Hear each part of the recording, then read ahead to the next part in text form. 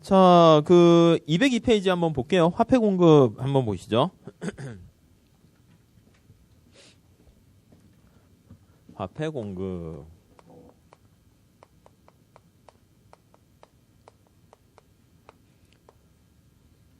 네. 자, 우선 첫 번째 줄에 보시면은요. 중앙은행이 화폐를 발행해서 시중에 이제 내보내게 되는데요. 뒤에 이제 보는 통화 얘기할 거예요. 화폐를 공급한 다음에 민간은 이제 그거를 가지고 자기가 물건 살 때 쓰기도 하고 일부는 또 은행에 예금하기도 하네요. 자, 근데 이제 우리가 뒤에 할 텐데 은행 이렇게 나와 있는데 사실 우리가 은행 하면은 이게 이제 사실 어디서 유래했는가라고 하면은요. 이게 금을 세공하는 사람, 금세공업자라고 해야 되나? 거기서 유래했다라고 얘기해요. 사실 아까 말씀드린 것처럼 돈을 되게 많이 갖고 있는 사람이 있어요.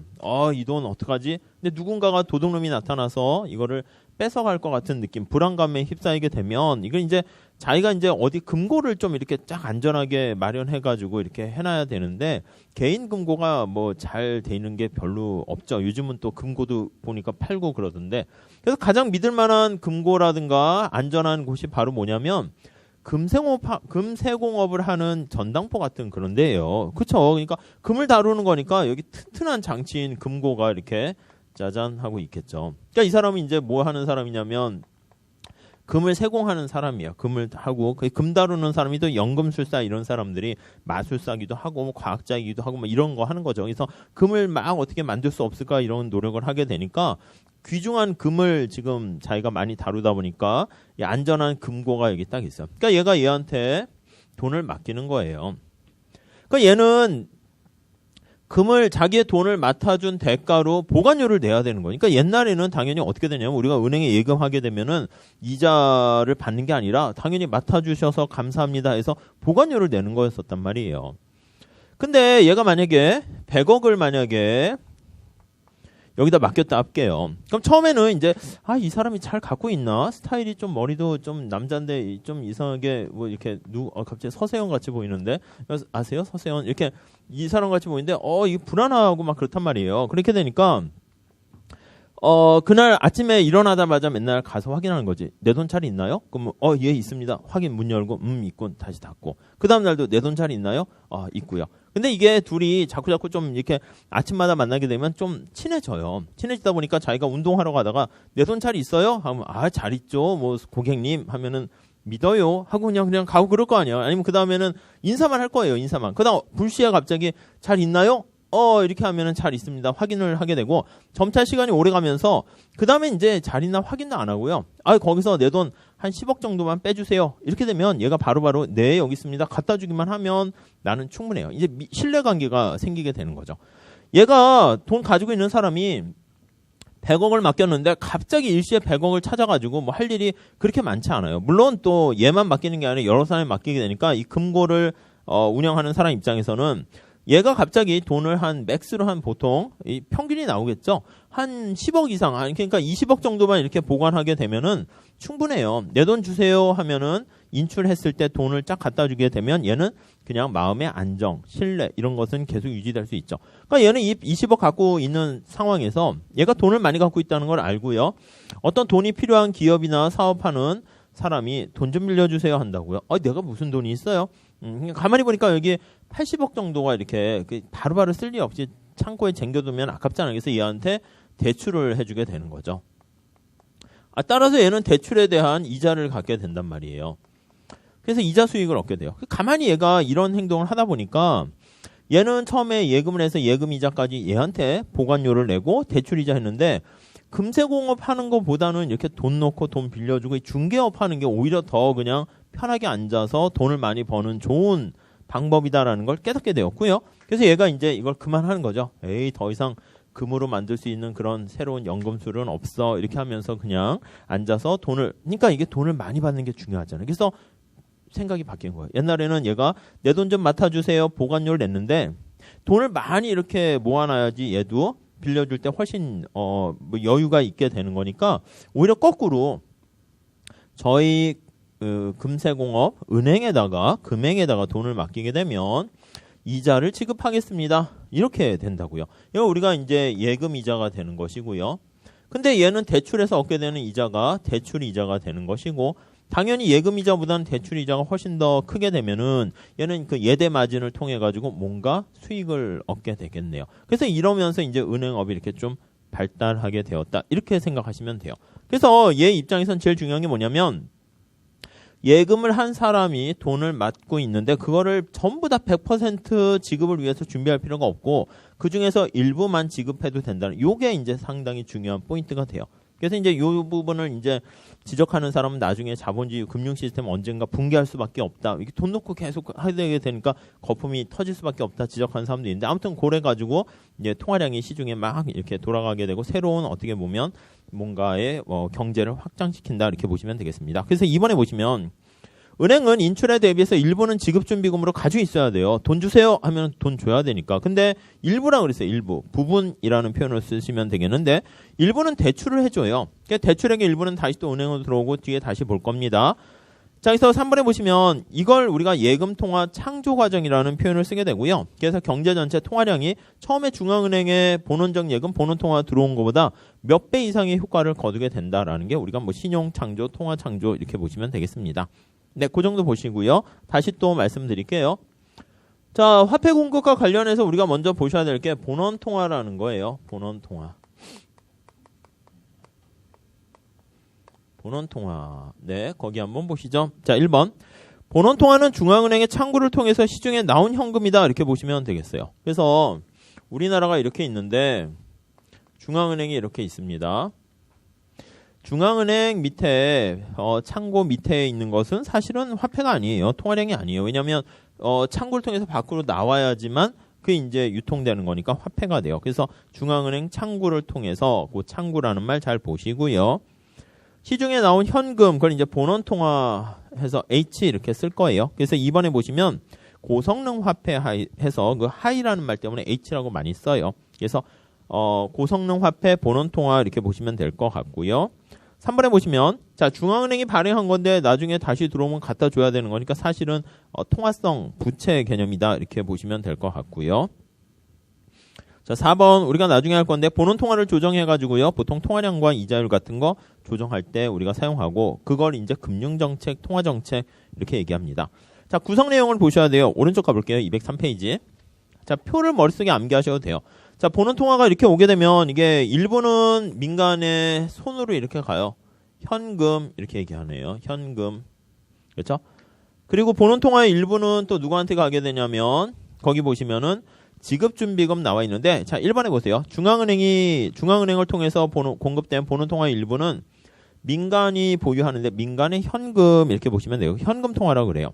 아니면 은행이 또 이걸 보유하게 되네요. 은행 이렇게요. 은행, 요 이제 민간, 우리들이에요. 민간 경제 주체. 은행으로도 이게 가게 되는데요. 거기 보시면 민간이 보유한 현금을 우리가 현금 통화라 그러고 은행이 보유한 것을 지급준비금 이렇게 얘기합니다. 근데 2번 한번 보세요. 은행의 지급준비금의 일부는 중앙은행의 예치예요. 왜냐하면 아까 얘기한 것처럼 가능한 한 얘 입장에서는 지급을 위해서 준비해야 되는 돈이 작고 많이 대출해 줄수록 자기한테 남는 게 많아진다고요. 그래서 가능한 한 지급준비금을 적게 이렇게 하려다 보니까 지나치게 그러다가 내 돈 주세요 했는데 아이고 잠깐 죄송합니다. 돈이 없거나 이러면은 이 신뢰관계가 깨지게 되니까 중앙은행에서는 지급준비금의 일부를 야 여기다가 예치해 이렇게 하는 거예요. 예치금 이렇게요. 그러니까 이거는 뭔가 대출을 더 해줄 수가 없게 되는 거죠. 자, 그래서 거기 보시면 지급준비금이 밑에 표를 보시면 지급준비 예치금 이걸로 돼 있거나 아니면 이제 자기가 이제 현재 가지고 있는 거예요. 그걸 이제 시제금 이렇게 얘기하네요. 그러니까 중앙은행이 예치하지 않고 시제금은 자기가 뭐 대출해주거나 자기가 마음대로 쓸 수가 있게 되는 거예요. 자, 그래서 정리를 해볼게요. 3번 별표하시면 되겠습니다. 그것만 보시면 돼요. 본원 통화 중에서 중앙은행에 예치한 거를 제외한 현금 통화랑 그리고 은행이 보유한 시제금 이거를 우리가 시중에 화폐가 공급된 것이다 해서 화폐 발행액 이렇게 보시면 되겠어요. 화폐 발행액 이렇게. 근데 이게 이제 나중에 통화량은 이제 은행에 들어온 예금이나 이런 것들을 통해서 몇 배 이상의 효과를 거두게 되니까 이제 통화량은 더 이렇게 커진다 이렇게 보시면 되겠어요. 자, 이번에 보는 통화의 공급 경로는 시험에 나오진 않는데 다른 시험에서는 보통 나오는데 회계사 시험엔 잘 나오진 않아요. 그래도 좀 봐두시긴 해야 될 것 같아요. 자, 중앙은행이 이제 가만히 아까 말씀드린 것처럼 정부의 은행인데 정부가 돈이 없어요. 그래서 거기 나와 있는 것처럼 정부의 재정 수지가 적자가 돼. 야, 돈 좀 빌려줘 하면은 그래 보는 통화 이렇게 나가게 돼요. 그러니까 보는 통화가 증가되고 다음에 금융 부분, 은행의 은행 역할을 하는 게 바로 한국은행이라고 그랬죠. 그러다 보니까 예금은행들이 돈 좀 빌려줘 해서 한국은행에 온단 말이에요. 그래서 돈을 빌려주면 그 빌려주니까 돈이 나가는 거죠. 보는 통화가 증가하게 되고요. 국제수지 흑자나 차관 도입도 마찬가지예요.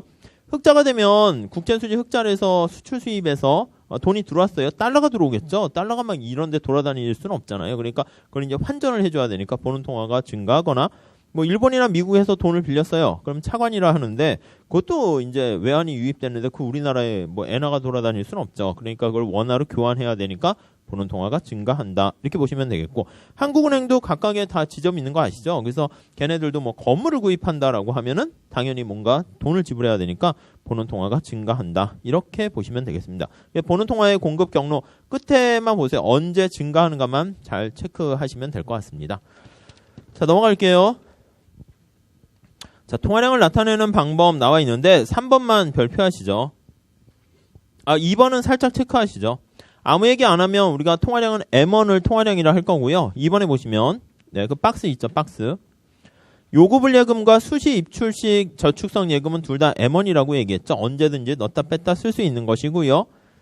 이를 합한 것을 또 거기 보시면 예금통화 이렇게 얘기를 해요. 그래서 밑에 한번 보시면 3번에 통화량은 어떻게 구성되어 있냐면 C를 현금통화라고 쓸 거예요. 캐시의 약자다라고 보시면 되겠고 예금통화는 D 이렇게 많이 써요. 그래서 C 플러스 D가 통화량이다. 이렇게 정리하시면 되겠네요. 자, 그러니까 이게 현금이고요. 그냥 이게 D가 뭐 은행이 갖고 있는 거다라고 생각하시면 되겠어요. 그래서 밑에 예제에서 첫 번째만 하나 하세요. 재준이만 보세요. 재준이가 지갑 속에 있던 뭐 10,000원을요 우리은행에 예금했어요. 그렇게 되면 통화량은 이렇게 구성된 걸로 보시죠. 통화량은 C 현금 통화와 은행이 가지고 있는 거 이렇게 돼 있어요. 근데 은행에 자기 지갑 속에 있는 거니까 이 현금 통화 가지고 있던 거를 은행에다 예금하니까 현금 통화는 줄어들었는데 그게 이제 은행으로 가버렸을 뿐이니까 이 통화량은 그대로 불변이다라는 거. 그거만 그냥 잘 체크하시면 될 것 같습니다. 자, 다음에 이제 3번에 예금은행의 예금 통화 창조 이렇게 나와 있는데요. 지급준비금 그거 하나 잘 보세요. 지급준비금. 자, 거기 동그라미 1번 보시면 자, 예금은행이 고객의 인출 요구에 대비해서 그거 밑줄 치시면 되겠죠. 왜 지급을 준비해야 됩니까 하면 고객이 인출에 대비 그렇죠. 내 돈 주세요 하면 이게 돈이 없으면 문제가 되는 거. 이 대공황 때 사실은 그렇게 됐었어요. 이게 어떤 은행이 딱 있어요. 사람들이 내 돈 주세요 해서 저 사람이 갑자기 보통 20억 정도는 이렇게 뺐을 줄 알았는데 생각보다 갑자기 급전이 필요한지 50억을 빌리려고 해요. 50억을 찾아 쓰려고 하는 거야. 그러니까 은행이 당황했죠. 왜냐하면 자기가 갖고 있는 건 20억밖에 없었는데 50억을 갑자기 내 돈 좀 주세요 찾으러 왔어요. 당연히 이 사람은 100억 다 가지고 있는 줄 알았죠. 그러니까 50억 달러면 바로 줘야 되는데 고객님 잠깐만 기다리세요 하거나 뭔가 쭈삣쭈삣하거나 자꾸 바빠 죽겠는데 커피나 한잔 하라고 그러거나 자꾸 말 시키거나 이러면 이거 뭐야 내 돈 없어요? 하고 이렇게 막 간단 말이에요. 근데 이제 뒤늦게 뭐 한 2시간 후에 겨우 어떻게 빌려가지고 돈을 줬어요. 갸우뚱하면서 약간 불신이 생긴 거죠. 그러다가 이제 카톡으로 막 보내는 거야. 여기 나와 있는 미래은행 이러면 안 되죠. 우리 은행이니까 어제 은행이 불안한 거야. 그러니까 이제 카톡에다가 친구들과 친척들에게 아니 저 어제 은행 좀 이상해. 돈 달라고 했더니 바로 안 주고 뭔가 왠지 분위기가 이상한데 카톡하게 되면 사람들이 야 돈 맡긴 거 있으면 다 빨리 찾아 해서 너도 나도 막 몰려드는 거예요. 막 은행으로 달려가는 거죠. 그게 뱅크런이에요. 이렇게 막 은행으로 달려가게 되면 얘 전체 금액 중에서 뭐 한 20%나 이 정도 이제 지급을 위해서 자기가 갖고 있는데 사람들이 갑자기 이렇게 몰려들게 되면 진짜 지급준비금이 이제 부족해가지고 잠깐 오늘은 안 되고 내일 드릴게요. 뭐 이런 소리가 나온단 말이에요. 그런 소리가 나오게 되면 진짜 저거 망하는 거 아니야? 망해버리면 자기가 자기 돈을 찾지 못하니까 머리서부터 막 사람들이 막 다 달려와서 여기 은행에 줄을 막 다 서는 거죠. 막 줄을 막. 그러니까 은행이 신뢰관계가 무너지게 되면 이제 왜 사람이 이쪽으로 가는 거지? 저쪽으로 가는 거예요. 저쪽으로, 이쪽으로 이렇게 달려가는 거예요. 그렇죠? 그렇게 되니까 진짜 그 은행이 부실되고 대공황 때 진짜 은행의 절반 정도가 다 문을 닫았어요. 그래가지고 은행들도 그때 이렇게 읽어보면 알바를 많이 썼어요. 알바가 뭐예요? 여기요. 이 알바생이에요. 파란 색깔은 알바하는 사람들이에요. 얘 목소리 크게 내요. 내 돈 주세요. 막 이렇게 막 괜히 막 그러면 여기 있어요 하고 막 이렇게 하는 거죠. 야, 그렇죠. 금방금방 주나 보다. 얼마 드릴까요? 50억 주세요. 여기요 하면 안전하구만 하고 이렇게 그리고 이제 가는 거 크게 막 소문을 내는 거죠. 이게 막 그다음에 이제 소문 내면서 제일 뒤에 다시 또 줄 서요. 그냥 알바생이지. 그럼 이 사람은 괜찮은가 보죠. 가서 20억 주세요. 여기 있습니다. 하니까 진짜 괜찮네. 그러니까 신뢰를 심어줘. 다시 또 알바생. 30억 주세요. 여기 있습니다. 막 소문 크게 는 괜찮네. 다시 줄 서고. 이러니까 이제 은행에 우리도 이제 불안할 때 ATM기가 다 동나고 돈 이렇게 현금 인출하는 사람들 같은 경우 은행에 쫙 줄 서 있는데 거기서 한 절반 이상은 알바생들이 이렇게 착착착 이렇게 있었는데 그래도 이제 예금 인출 사태를 막지 못해가지고 금융이 많이 이제 붕괴되고 뭐 그랬다라고 얘기하더라고요. 아무튼 그런 거 좀 보시고. 그러니까 지급준비금이 되게 애매해요. 이것도 적정 지급준비금, 지급준비율 그걸 보유해야지. 너무 많이 보유하게 되면은 대출해줘서 돈을 얻을 수 있는데 사실은 기회를 그냥 버리게 되는 것이고 너무 적게 지급준비금 갖고 있다가 예금 인출이 왔는데 그걸 만약에 못 주면 금융 이쪽에 신뢰가 깨지게 되는 것이고 그러니까 밑에 3번에 보세요. 은행이 2번은 이제 은행 입장에서 많이 보유하려고 하는 거죠. 은행이 대출을 해서 이자 수익을 얻으려면 지급준비금을 적게 보유해야 되고 뭐 내용은 쉽게 이해되실 겁니다. 만약에 너무 적게 보유하게 되면은 또 고객의 요구 인출 요구에 부응하지 못하게 되면 또 신뢰성의 문제가 발생하게 되고 적정한 지급준비율을 유지해야 된다라는 거 알 수가 있을 것입니다. 자, 그래서 금융당국에서는 이제 어느 정도는 해야 돼라고 해가지고요. 법으로 이제 요거를 규정하기도 하네요. 다음 페이지 가보시면 동그라미 4번 보세요. 그럼 이제 법정 지급 준비율 이렇게 얘기해요. 법정 또는 필요라는 말을 쓰기도 해요. 필요 지급 준비율 이렇게 10에서 20% 뭐 이렇게 딱 정해 주게 된다. 이렇게 보시면 되겠습니다. 자, 9번 한번 볼게요. 그 박스를 보시면 실제 지급준비금, 지급준비율은 이 법정으로 반드시 이건 지켜야 되는 거고요. 요거랑 아니면 은행이 좀 자기 스스로가 알아서요. 불안하니까 거기 보시면 초과라는 말이 있죠. 초과 지급준비율 이렇게 보관할 수가 있어요. 그러니까 은행에서 만약에 정부가 10% 해 했는데 자기는 10% 갖고는 좀 안 될 것 같아요. 그럼 좀 10% 추가적으로 더 할 수도 있겠죠. 그래서 거의 2번에 보시면 초과의 그 표현만 좀 보시면 되겠습니다.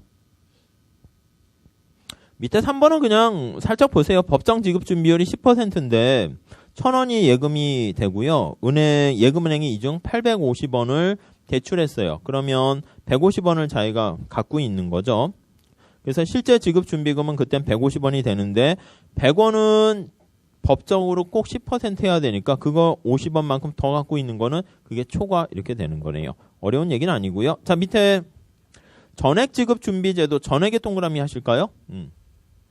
자, 은행이요. 자기가 갖고 있는 돈을 이쪽에 와보시면 전부 다 100%, 100억을 다 지급준비를 위해서 갖고 있게 되면 딴 데 대출 안 해주는 거니까 금고 역할밖에 안 하는 셈이다라고 보시면 되겠어요. 그래서 1번에 고객이 예금한 금액 전부를 지급준비금으로 보유한다라는 게 전액이고요. 3번 볼게요. 자, 그러면 그렇게 되면 은행의 역할이 두 번째 줄 보니까 3번 동그라미에 단순히 고객이 맡긴 돈을 보관하는 보관 역할, 금고 역할 그렇게만 하게 되는 거네요. 그래서 2번 바로 밑에 관역 있죠? 전액 지급준비금 제도는 법정 지급준비율이 그러니까 100%가 되는 거예요. 전부 다. 그러니까 대출 안 해주고 다 꾹 가지고 있는 것이죠. 자, 그래서 4번에 볼게요. 그냥 체크는 하지 마시고 보세요. 자, 대출해서 대출이자를 받지 못하고 100% 갖고 있게 되는 거니까 우리가 아까 처음에 은행에 시작할 때 말씀드린 것처럼 보관료를 내야 되는 거예요. 그렇죠? 그래서 오히려 마이너스 이자다 이렇게 생각하시면 되겠어요. 4번에 고객이 은행에 보관 수수료를 지불해야 되는. 자, 5번은 부분 나와 있고 6번도 부분이에요. 부분이라는 것은 전부 다 보관을 하는 게 아니라 일부 대출해줘서 더 많은 대출 이자를 얻게 되는 거. 그 정도 흐름 보시면 되겠습니다. 넘어갈게요. 자, 예금 창조 한번 볼게요. 예금 관련된 창조. 자, 이게 이제 부분지급준비금 제도에서 얻게 되는 특징이다라고 보시면 되겠습니다. 자, 그래서 우선 개요 봅시다. 1번. 예금은행으로 본원적 예금이 유입되면, 자, 여기 A은행이 있어요. 밖에서 이렇게 처음으로 본원통화 말고 이제 예금이 누가 할 거 아니에요. 그렇게 처음 들어오는 시드머니 같은 것을 본원적 예금 이렇게 얘기해요. 그래서 밖에서 처음 시초되는 예금이라고 보시면 되겠어요. 거기 보시면 이 중 일부가 대출되고 일부는 다시 이렇게 일부는 지급을 위한 준비를 하게 되고요. 또 예금의 일부는 다시 다른 데에다가 대출 이렇게 원래는 하게 되겠죠. 지급 준비금의 일부는 이렇게 갖고. 자, 그런데 거기 보시면 아까 봤어요. 2번 체크하시죠. 민간이 보유한 돈의 일부를 예금하게 되면 현금은 줄어들어요. 개인의 현금 통화, 저 통화는 현금과 예금 통화인데 현금 통화는 줄어들지만 예금 통화가 증가하니까 통화량 전체가 늘어나는 건 아닙니다. 통화량은 변하지 않는다. 이렇게요. 자, 그런데 은행이 3번 보세요. 민간이 예금한 돈 중에 일부를 대출하게 되면 다는 아니고 일부는 대출하고 일부는 지급준비금으로 갖고 있죠. 대출하게 되면 이게 경제 전체에다가 돈이 다시 밖으로 튀어나오니까 돌아다니게 되니까 통화량이 증가하게 돼요. 그러니까 100% 보관하고 있으면 이거 통화량이 더 새롭게 생기는 건 아닌데 일부는 또 자기가 대출해주게 되면 돌아다니니까 거기 나와 있는 것처럼 끝에 현금 통화가 다시 증가하게 되고 그래서 통화량이 증가하게 된다라고 보시면 되겠어요. 사실 여기 A라는 사람이 본원적 예금으로 돈을 이렇게 A는 안 되고 여기 있는 사람이 했는데 이 A라는 은행이 다시 대출하게 되면 누군가 또 다른 사람한테 대출했잖아요. 그러니까 얘의 현금이 증가하게 되니까 이 전체적으로 보면은 돈이 많아지게 되는 것이죠. 그래서 4번에 보시면 예금과 대출이 반복되면은요 뒤에 다시 살펴볼 거예요. 통화량은 처음에 은행에 들어온 본원적 예금보다는 훨씬 더 크게 증가하게 돼서 이렇게 본원적 예금 말고 추가적으로 발생한 예금을요 파생적 동그라미 치세요. 신용 창조 과정에서 창출된 예금이다. 이렇게 보시면 되겠습니다. 자, 우선 밑에 전액 지급 준비 제도보다는 그 다음 페이지에 나와 있는 공식을 보셔야 되는데 전액 지급 준비금 제도 살짝 볼게요. 자, A은행의 대차 대조표 보시면은요. 예금이 들어왔어요. 근데 지급 준비금이 거의 보시면 10만 원 그대로 다 있는 거야. 따로 대출을 안 해주고 있어요. 자, 그래서 1번의 대차 대조표 그 표만 잘 보세요. 자산과 부채, 예금, 지급 준비금 100%로 갖고 있네요. 그러니까 동그라미 2번 두 번째 줄 체크하시죠. 통화량은 전혀 변함이 없다. 네, 그렇게 보시면 되겠어요. 그거는 그냥 살짝 보시고 우리가 관심 있는 거는 부분 지급 준비금 제도다. 이렇게 보시면 되겠어요. 자, 여기 잠깐 볼게요. 우리가 이제 똑같아요. 승수효과랑 같습니다. 본원적 예금이 만약에 100억 원이 이렇게 들어왔다라고 할게요. 지급 준비율이 만약에 20%라고 할게요. 20%를 지급 준비율로 갖고 있으면 20억은 자기가 내 돈 주세요 하면은 돈을 줘야 되는 거니까 은행에 꼭 가지고 있어야 되고요. 80억은 이제 누군가에게 대출을 해줄 수가 있어요. 그렇죠? 근데 80억이 대출되는데 여기서 끝나면은 그냥 사실은 한 번에 끝나는데 그게 아니라 사람한테 갈 수 있는데 맥스인 경우에 현금으로 안 되고 은행한테 갔다 할게요. B라는 은행에게 대출해주게 되면 B은행에 80억이 이렇게 들어오게 되는데 역시 마찬가지로 80의 20%는 16억은 자기가 갖고 있고요.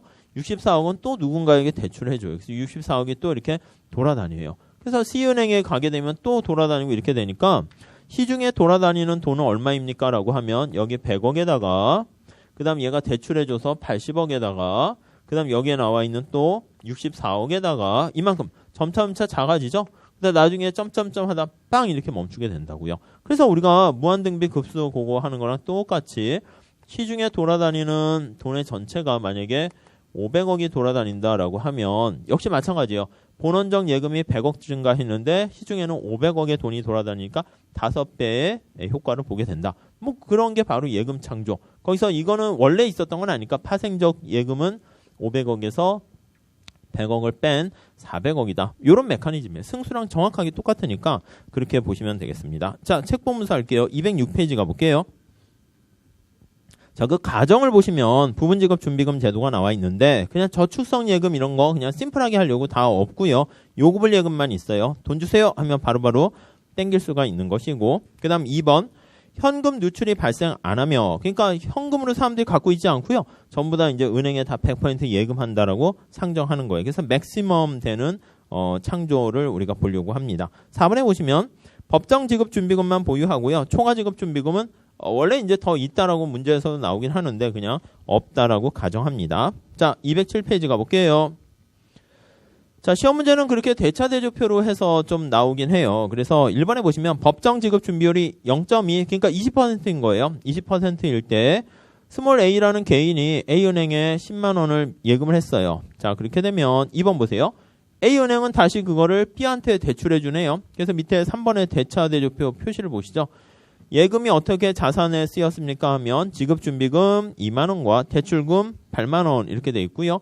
B은행으로 다시 돈이 갔어요. B은행한테는 그게 8만 원 이렇게 오게 되면 거기 역시 20%인 지급준비금은 16만 원, 16,000원 갖고 있고 6만 4천 원 또 대출해 주네요. 그게 계속 반복되다가 C은행, D은행, N까지 쭉 가게 됩니다. 그래서 맨 마지막 제줄 7번만 살짝 체크하시고요.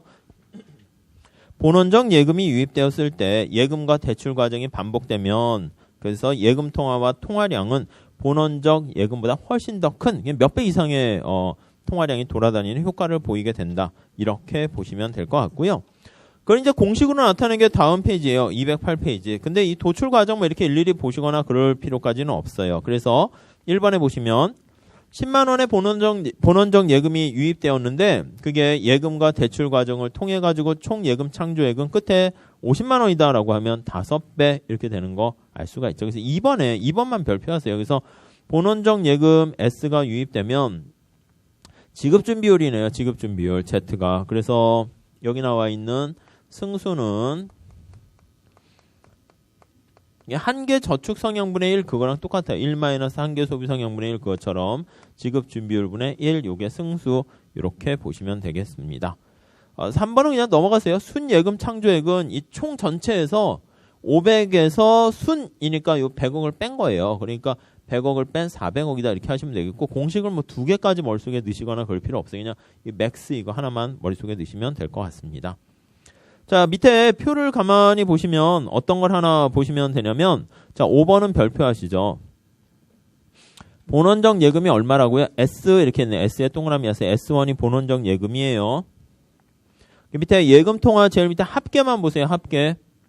Z분의 1이에요. Z가 지급준비율이 0.2면 0.2분의 1 하면 5배 이렇게 되겠죠. 현금 통화는 어떻게 돼요? 마이너스 S예요. 은행에 예금했으니까 현금 통화가 마이너스 S만큼 줄어들고요. 지급준비금이 이걸 다 더하면 여기 보시면 이거 있죠. 20, 16, 또 작은 거 다 더하게 되면요. 거기 식에 따르면 S랑 똑같아져요. 그래서 어떤 걸 보기 위한 거냐면 본원적 예금이 S다라고 하면 지급준비금 제일 밑에 있죠. 그거 다 더한 값도 S다. 그냥 머릿속에 그냥 암기해 두세요. 아셨죠? 뭐 딴 시험에서 딱 한 번 시험 문제 나온 적이 있거든요. 근데 그냥 알고 계시면 그냥 그걸로 끝이에요. 뭐 아셨죠? 자, 다음 의미 한번 볼게요. 209페이지 가보시면 자, 1번에 총 예금 창조액과 순 예금 창조액은 이거 이론상 최대액이라는 건 뭐냐면 이거요. 지급준비금이 법정 지급준비금만 갖고 있고 초과 지급준비금도 없는 상태고요. 또 이게 사람들한테 일부 갔는데 현금으로 보유하게 되면 이게 은행으로 안 들어가는 거니까 우리가 저 튜브에서 누출하고 똑같은 거예요. 가능한 한 현금으로 갖고 있으면 거기서 끝이니까 은행으로 다 집어넣어야지 이게 맥스 신용 창조를 하게 예금 창조를 하게 되는 거거든요. 그래서 이론상 가능한 최대. 근데 시험 문제는 이론상 가능한 최대액을 물어봐요. 자, 2번에 보시면 초과 지급 준비금을 갖고 있기도 하고요. 아니면 또 그러다 보니까 여기 현금으로 가기도 하고 여기서 맥스가 안 될 수도 있어요. 현실에서는요. 3번 볼게요. 자, 3번에 별표하시죠. 뭐가 중요하냐면 신용창조가 일어났다 해서 이게 거품 뻥튀기만 된 거기 때문에 경제 전체 부가 증가하는 건 아니에요. 그래서 그것만 잘 체크해 두세요. 경제 전체 유동성은 풍부해지지만 부자가 돼서 부가 증가하는 것은 아니다. 이렇게 보시면 되겠어요.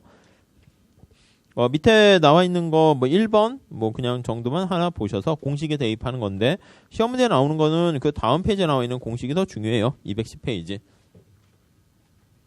자, 요 관련된 거를 이제 통화승수 이렇게 얘기하려고 합니다. 공식이 두 가지가 있거든요. 이 공식 두 가지를 체크해 하셔야 돼요. 자, 우선 통화 공급 방정식은 뭡니까? 라고 하면은요. 그냥 통화량, 화폐 공급이 어떻게 돼 있습니까? 라고 하면 하이 파워드 머니인 본원 통화에 몇 배의 신용 창조가 이루어지는가. 그렇게 보시면 될 것 같습니다. M이 이제 승수죠, 승수.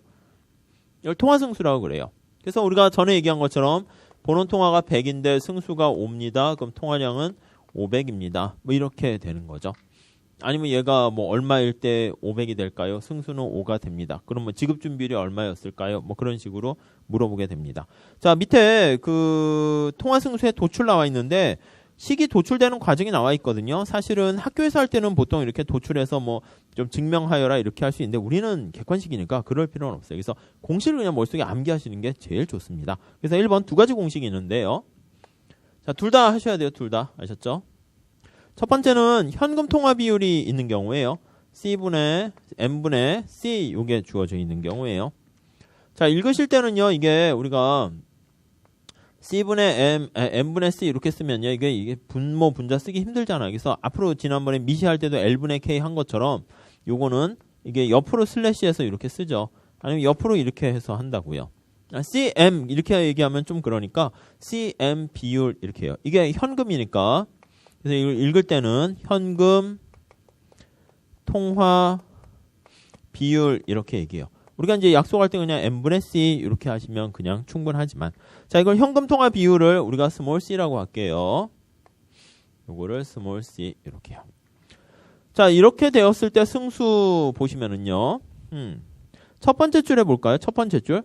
통화량은 어떻게 구성되어 있습니까? 하면 그거 밑줄 하나 치세요. 우리가 저 앞에 다시 쓴 건데 통화량 M은 현금과 예금 통화로 이렇게 구성되어 있어요.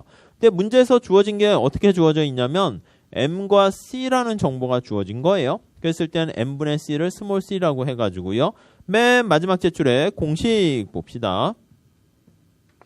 이렇게 됐을 때 승수는 어떻게 됩니까? 라고 하면 맨 마지막 제출에 거기 C 이게 현금 통화 비율에다가 그 다음에 Z 그 다음에 1 마이너스 현금 통화 비율 이렇게 이거분의 1 이게 이 공식이요. 그러니까 시험 문제에 이게 주어져요. 이 Z가 지급준 비율이고요. 현금 통화 비율이 이렇게 주어지면 집어넣어서 얼마니 구하는 거예요. 그러니까 공식을 모르면 약간 그냥 난감해요. 아셨죠? 그러니까 뭐 내용을 보면서 다시 1-2 어쩌고저쩌고 그렇게 다 할 필요까지는 없을 것 같고요. 그냥 공식 그 오른쪽에 박스 나와 있죠? 공식 그거 그냥 체크하시면 되겠어요. 옛날에 이제 요걸 많이 썼는데 그 맨큐 책에 요게 나오면서 요게 또 시험 문제에 자주 나오죠. 거기 보시면 두 번째 현금 예금 비율이에요. 그러니까 여기서는 M과 C라는 정보를 알려줬는데 현금 C와 D와 정보를 알려준 거예요. 물론 세 개 중에서 두 개를 알려주면 다른 하나도 구할 수 있으니까 이 공식이랑 이 공식은 똑같은 식이에요. 근데 우리가 바꾸려 하지 말고 그냥 다른 공식이다 해서 그냥 둘 다 따로따로 암기하시는 게 좋을 것 같습니다. 자, 그 다음 거기는 현금 예금 비율이에요. D분의 C 요 정보를 알고 있는 거예요. 이렇게요. 그러니까 위에 정보가 C와 D의 그 크기를 알고 있는 거야. 그럼 D분의 C 정보를 알게 되고요. 이거를 K라고 할게요. 책마다 로테이션이 다른데 그냥 요거 따라 할게요. K 이렇게 돼 있습니다. 자, 이랬을 때 승수는 어떻게 됩니까? 라고 하면은요. 승수는요. 거기 보시면 밑에 박스로 정리하시죠. K고요. 더하기 Z 이건 지급준 비율. 그 다음에 K요. 플러스 1 이렇게 보시면 되겠네요. 자, 그렇게 해서 보시고요. 뭐 1번에 도출되는 거 나와 있는데 그냥 근데 대신 지급준 비율은 달라요. 이 Z는 얼마입니까? 라고 하면 M에서 지급준비금으로 보유한 거고 얘는 D에서 지급준비율로 보유한 거예요. 다시 위에 1번에 보시면 끝에 뭐 지급준비율 주어지긴 하는데 거기 보시면 가로 안에 실제 지급준비할 때 Z는 D분의 Z라고 돼 있죠. 그것만 주의하시면 될 것 같아요.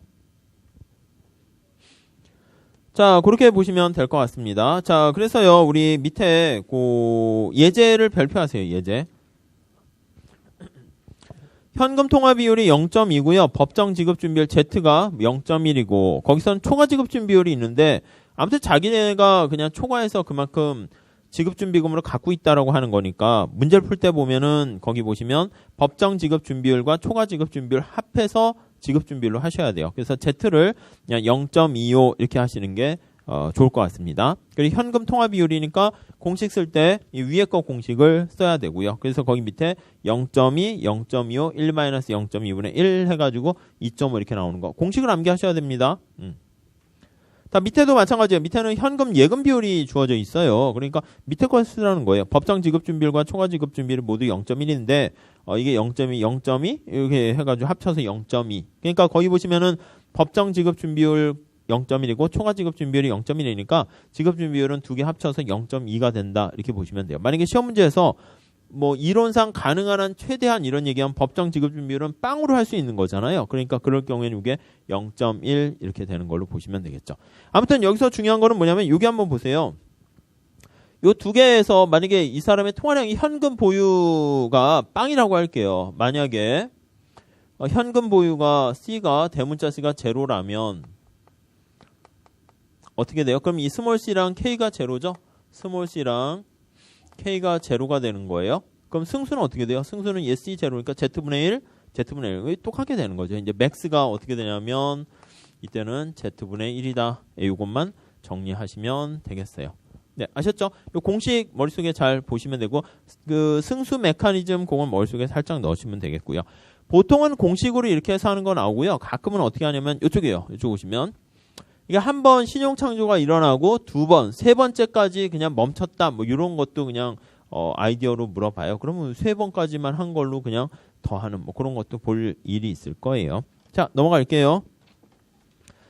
자, 그래서 212페이지 가보시면 이게 통화공급 방정식이라고 그래요. 이게 통화공급 방정식이죠. 화폐 공급은 어떻게 됩니까 하면 본원 통화에다가 승수만큼 통화량이 공급됩니다. 얘는 어떻게 됩니까 하면 요거를 여기다 집어넣게 되면 그게 바로 통화공급 방정식이다. 이렇게 보시면 되겠어요. 자, 밑에 보시면은요. 2번 한번 동그라미 치실게요. 거기 위에 박스에 그게 잘 정리가 돼 있으니까 그거 한번 잘 체크해 두세요. 다시 정리할게요. 통화공급 방정식은 어떻게 돼 있습니까? 저 식으로 표현하면 C 더하기 Z 1-C 분의 1 이게 승수고요. 그 다음에 이제 본원 통화 이렇게 돼 있습니다. 자, 거기 박스에 보시면 H는 누가 결정합니까? 라고 하면 중앙은행이 결정하는 거예요. 본원 통화의 양은 중앙은행이 결정. 이러면 또 그쵸, 그냥 상관없죠. 또 중국이 결정 뭐 그럴 리는 없겠죠. 당연히 Z 거기 보세요. 지급준비율 보면 이 지급준비율이 법정하고 초과가 있어요. 법정은 이제 꼭 필요한 거예요. 필요. 이것도 누가 결정합니까? 라고 하면 이것도 중앙은행이 결정. 이렇게 해요.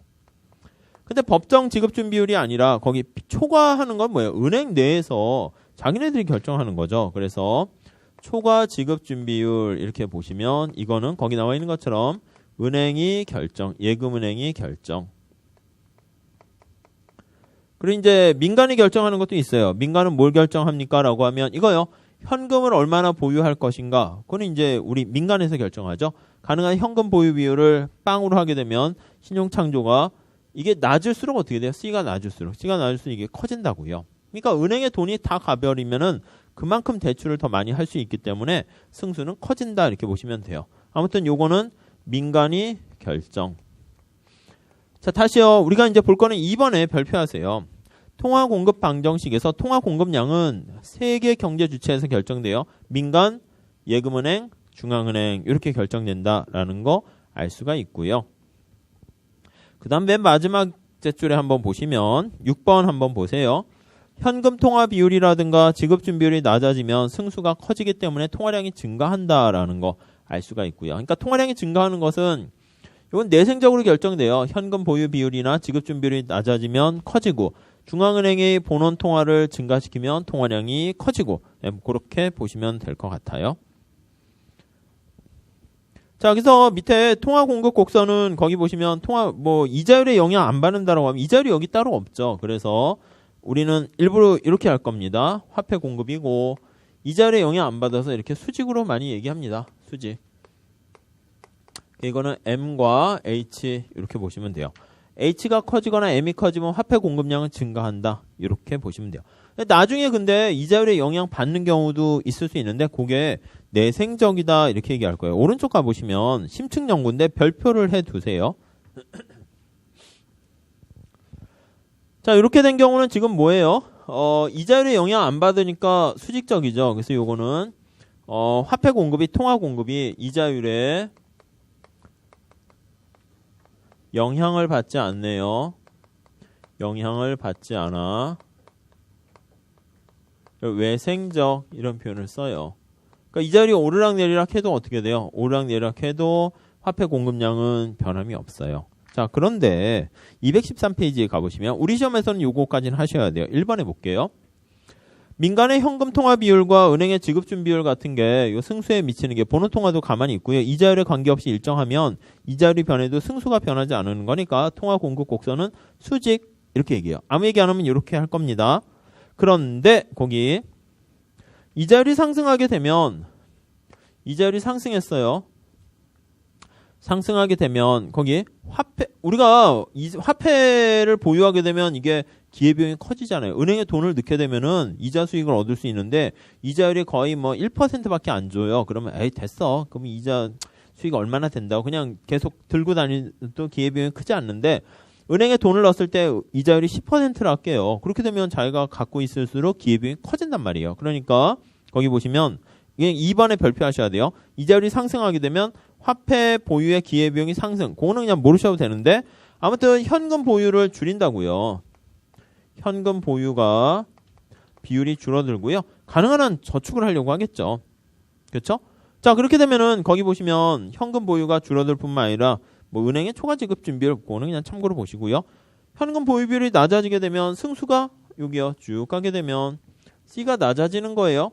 여기 양쪽에 다 C가 있지만 분모에 있으니까 C가 낮아지면 이거 화폐 공급은 증가한다라는 거 알 수가 있네요.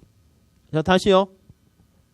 자, 우리가 보려는 한 포인트는 뭐냐면 이자율이 상승하게 되면 사람들이 현금 갖고 있는 것보다 은행에 예금하는 걸 더 많이 예금한단 말이에요. 그래서 예금을 많이 할수록 이 승수가 당연히 커지게 되니까 현금 보유 비율이 줄어들게 되니까 그러면 승수가 커져서 통화량이 증가해요.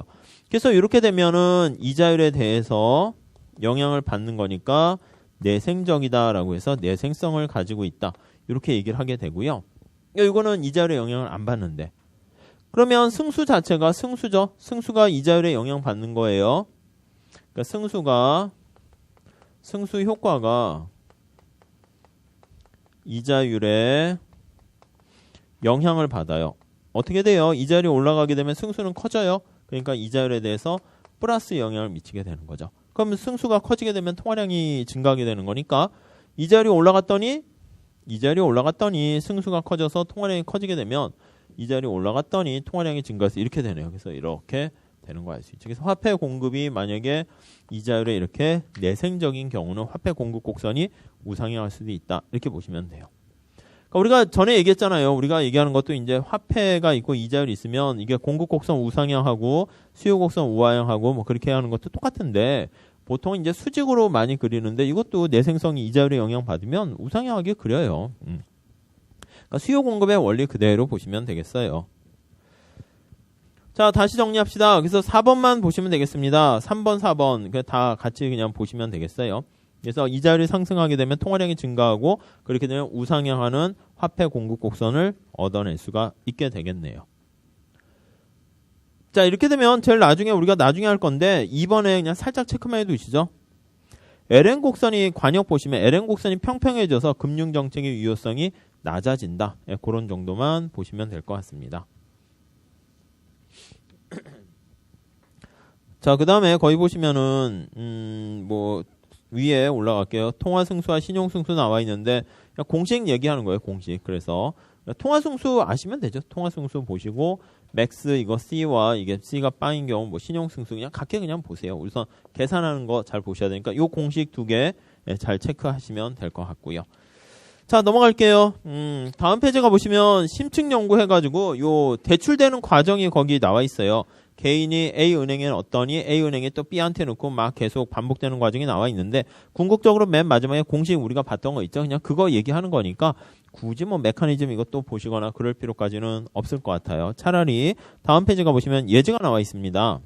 그 둘리나라예요. 둘리나라 오른쪽에 그걸 별표하세요.